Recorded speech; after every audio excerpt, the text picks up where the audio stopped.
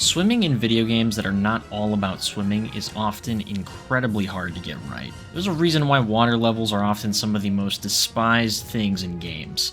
Being underwater in games often feels clunky and takes away control from the player. Look guys, there's a reason why people hate Ocarina of Time's water temple to this day.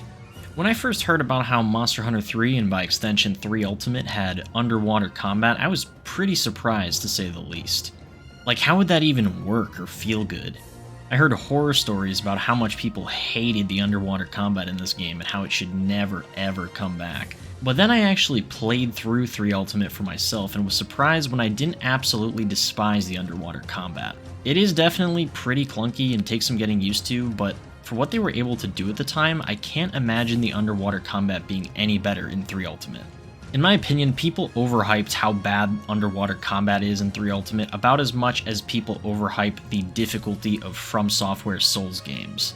I think if given the chance to iterate on this idea again, Capcom could do some really cool stuff with underwater in Monster Hunter, and I have no doubt that they would take what they had in 3 Ultimate and make it feel much smoother to move around and fight underwater. Imagine having some maps like in 3 Ultimate that are mostly on land with some underwater zones, but then having an entire map that, aside from base camp, is completely underwater. Imagine getting to explore the oceans of the world of Monster Hunter. The oceans in real life have some of the craziest and most bizarre creatures on Earth, so just think about how insane the creatures of Monster Hunter's oceans must be.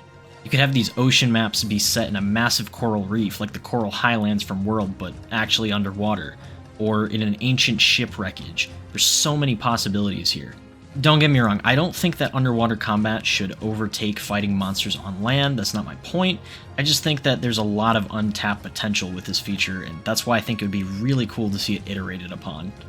Underwater combat obviously isn't in base Wilds, but imagine how crazy it would be if this was a big part of the eventual expansion. If Lagiacrus isn't in Wilds at launch, imagine how fitting it would be if they brought him back in an expansion that reintroduces underwater combat. Honestly, I think it's a bit of a stretch for something as big as Underwater to come back as part of an expansion instead of in an entirely new game, but I also don't think it's outside the realm of possibility. But what do you think? Is this a crazy Monster Hunter hot take, or do you agree with me in some ways? Why or why not would you like to see Underwater return to Monster Hunter?